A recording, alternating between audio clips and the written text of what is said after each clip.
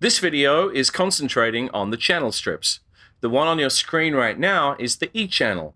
This plugin is based on the SSL 4000 E series console, hence its name, and it combines the dynamic section of the 4000 channel strip with the black knob 242 EQ. The only real difference is the layout. The layout in the plugin is for user friendliness on your screen. It's different to the way it's laid out on the console. On the console, they're side by side. Here, they're on top of each other. Let's start going through this plugin with something familiar from the last video, the analog on-off switch. Again, the same thing applies. You can, if you want to, turn the EQ and the compression off and just run everything through the plugin to get the harmonics and the artifacts. To turn the EQ off, press bypass. To turn the dynamics off, press bypass. And if you've got analog on, that's all that will be happening. Down below, you've got your gain. And then, of course, like the other plugin, you've got a reverse phase button right here. The dynamics section is up the top on the right-hand side of the plugin. It consists of a soft knee compressor with a limiter and an expander gate. Your dynamics can be switched from pre-equalizer, which is the default, over to post-equalizer if you press this button here to channel out. Okay, so let's take a look at the dynamics section, which is the white knobs on the right top-hand side. Your ratio goes all the way from 1 to infinity. If it's on infinity, remember, you're in limiter mode. The threshold here has a variable adjustment from plus 10 dB all the way to minus 20. Your release is adjustable from 0.1 all the way to 4 seconds. And if you've got fast attack switched on, it's auto-sensing and totally program dependent. So if you've got some fairly crazy transients or dynamics, this is a really cool thing to use. When you've got that button on, your attack time is 1 millisecond. Okie dokie, so moving on down from the dynamic section, you've got the green knobs here, the 3 green knobs. This is your expander gate.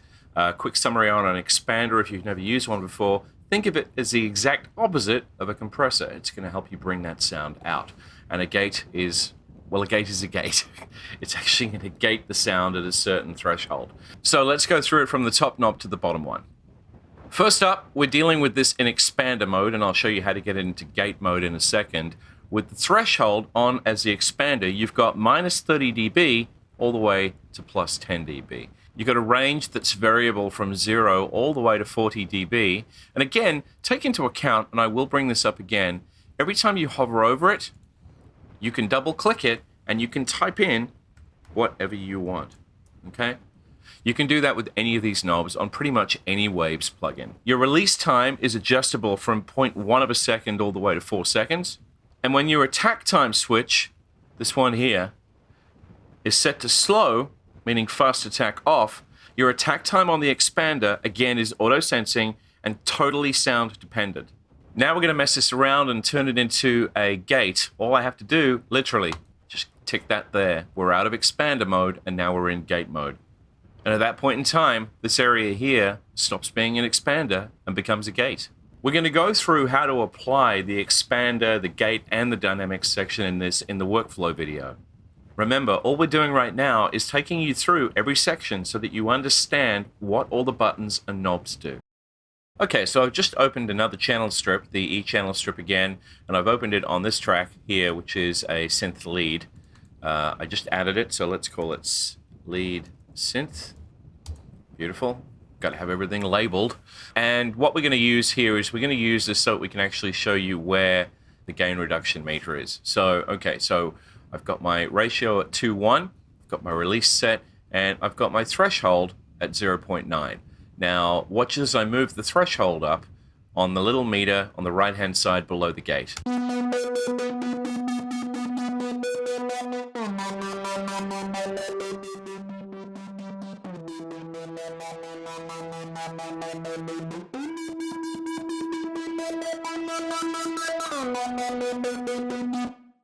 And when I press stop, it goes away. So there's your gain reduction. That is your meter so that you can actually reference and monitor what's going on with your compressor, what's being compressed and what's not. The one on the left, which went green, that's your expander.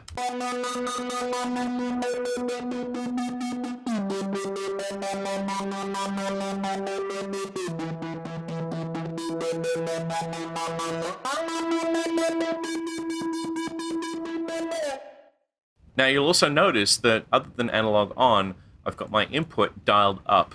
Now this is one of the beautiful things about the SSL channel strip. It actually has a pad on the output, which you do not get in the hardware. So what that ends up doing for you is giving you an extra bit of an advantage over just using the hardware if you've got this bundle. Because what it means is you can up the input a bit. Not too much, because there is no pad on the input. So you can dial up the input and you will get digital distortion and you will get clipping. However, push it up just a bit and then push up your output.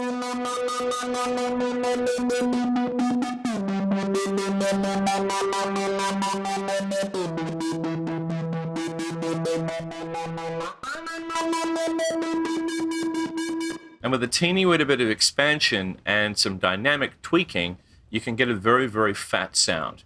And don't forget, you've got this wonderful little button here, which is your channel out button. And what that does is it gives you the opportunity to switch from pre-equalizer, so pre-EQ, which is the default, to post-EQ after the default, just by going channel out.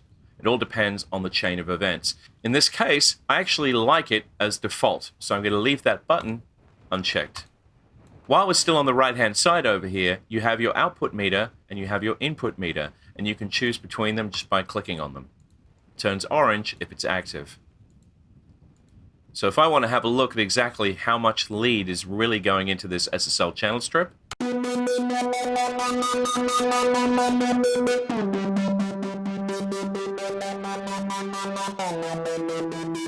now here's a quick tip for you on the channel strip. If you're seeing red peaks on the VU on the input, you're probably going to have some clipping.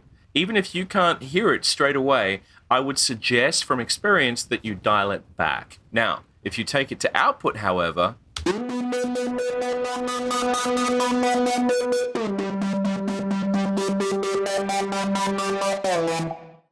the VU is kind of a fibber in a way, because there is a pad on the output. Now, one of the things you do have to take into account here is not all sounds are the same. Not all frequencies are the same. So there is still a possibility that you could clip. However, a lot of the time you'll find that when there's a red peak holding there on the VU on the output, it's actually not as bad as it looks. So make sure that you're monitoring with your ears, not looking at the plugin. That way you'll make sure that you get the fullest sound that you can out of the SSL channel strip. And remember, there's a bonus video at the end of this series where I show you exactly how to really trick this plugin into giving you a lot more SSL sound. Okay, so let's say bye-bye to dynamics and move across to the left-hand side of the plugin. So up the top, you've got your filter section, and then underneath that, you have a 4-band EQ. Let's go through the EQ first. So you have the red knobs here. You've got your frequency control, and then you have your gain for that frequency control. And then you have the bell curve button. Now, if you're not sure what the bell curve does, I can give you a 2-second explanation and a sound demo. If you're looking for a lot more presence in your vocal, especially in the high end, then you can use the bell curve. What it does is exactly what the name implies. It gives you more of a bump in that frequency that, if you look at it on a graph, looks a lot like a bell. It's a good button to press if you've got this on a vocal or even a snare and you just don't have quite the amount of presence you'd like.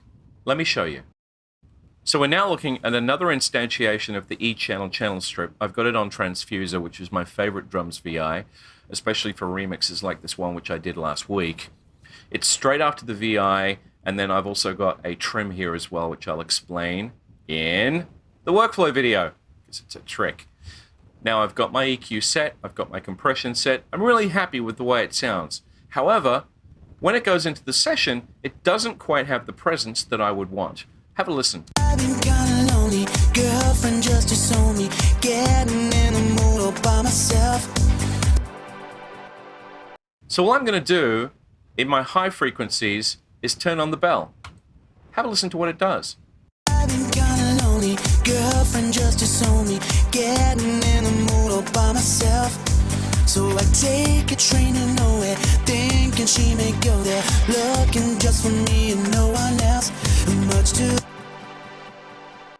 So I started that with it off and then I turned it on, and it's a fairly obvious difference. It gives me that little bell curve in that top EQ and pushes it up a bit. It's very, very effective, especially when you're dealing with trying to get more presence. Okay, moving down from the red knobs, we are now in our high-mid frequencies, which you will be very familiar with if you watched the last video on the SSL EQ plugin. Up here you've got your gain for your frequency, then you've got your frequency control itself, and of course you have your Q from fine-tuned to broader here, exactly the same as the SSL EQ plugin. Down below you have your blue knobs with your low-mid frequency, again, gain, your frequency control, and then again, your Q. In the middle, you have your bypass button. So if you decide you want to use the channel strip, but only want the dynamics section, or you want the dynamics section plus analog artifacts, then you can have analog on and your dynamics section on, but bypass your EQ section. This button here is your dynamic sidechain, Dyne SC. This equalizer can be switched into the dynamic sidechain to give you some fairly simple de-essing and other frequency-controlled dynamics processing. Then, of course, you've got your low frequency, which, like the other plugin, is the black knobs. And again, on this one, very cool, you've got a bell. So it's going to give you a bit more control if you want a bit more oomph in that low end. Let me show you what I mean.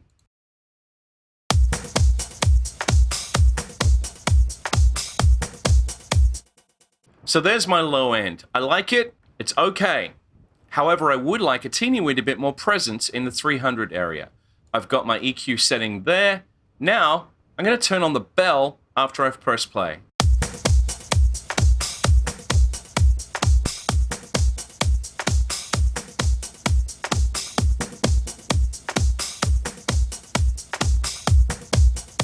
The bell on the low frequency in the SSL channel strip is really cool because what it does is it gives you the emphasis on that frequency, but seems to clean up a lot of the mud. So again, especially on drums, you're going to find it's a very useful tool. Don't ignore the bells on this plugin at all. Play with them, mess with them. Again, don't think you can break it. You can't break it. It's a plugin. All you have to do is go undo. Now let's talk about the filter section. In the EQ, you saw we had a high-pass filter. In this one, we have a high-pass filter, but we also have a low-pass filter. You also have this mystery button right here, which is called Split. When you click on Split, the low pass and high pass are stuck before the compressor in the chain. That's not something that you can do in most EQs. Now that we're down and cool with the E channel, the G channel plugin is going to be a piece of cake. Take into account that the only difference between the two plugins is the EQ section. It's a different EQ that was modeled. The EQ on the G channel strip is the 383G EQ. Does have a different character. It's got different things that you'll like to apply it to. However, take all the knowledge that we've just used in the dynamics section and apply it to the G. Before we move on though, there is one very cool thing between the E channel and the G channel and how they work together. If I'm playing back my drums in the timeline in Pro Tools and I decide, you know what, I'd really like to hear what the G channel could do to this. All I have to do while I'm playing back or when I'm stopped is change plugins. I don't have to take this one off and reinstantiate the G. I can literally just change the plugin and see what happens.